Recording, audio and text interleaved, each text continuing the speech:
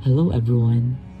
As college students, we often hear about the Rizal Law or Republic Act 1425. Pero ang tanong, do we really know why it was created?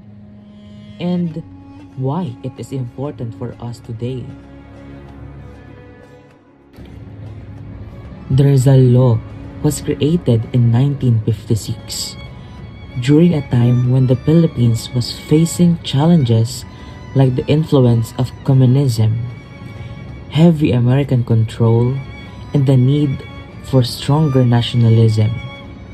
Leaders believed that going back to the life of works of Rizal would remind Filipinos of our identity and unity as a nation.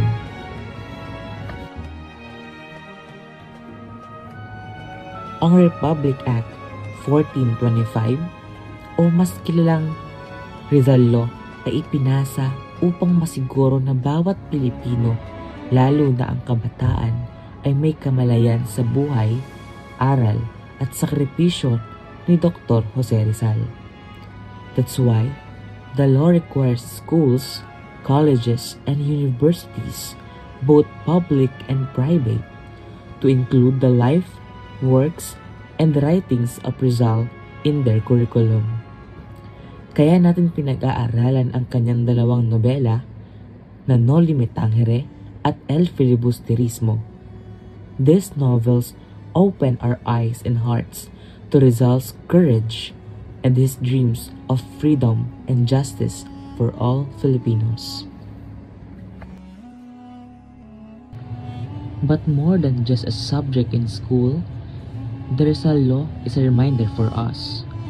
Ang tunay na diwa ng batas ay hindi para magtanim ng galit, kundi para magbigay ng inspirasyon na ang kalayaan ay bunga ng pagkakaisa at sakripisyo at tungkulin nating ipagpatuloy ito. Rizal wanted us not to hate, but to love our country, to think critically, and to act for change. Dalawa sa mahalagang probisyon ng batas ay ang pagbasa at pag-aaral ng mga nobela ni Rizal upang maintindihan ang ating kasaysayan at ang pagsasama ng kanya-kanyang mga akda at kurikulum upang hubugin ang kabataan tungo sa pagiging makabayan at responsableng mamamayan.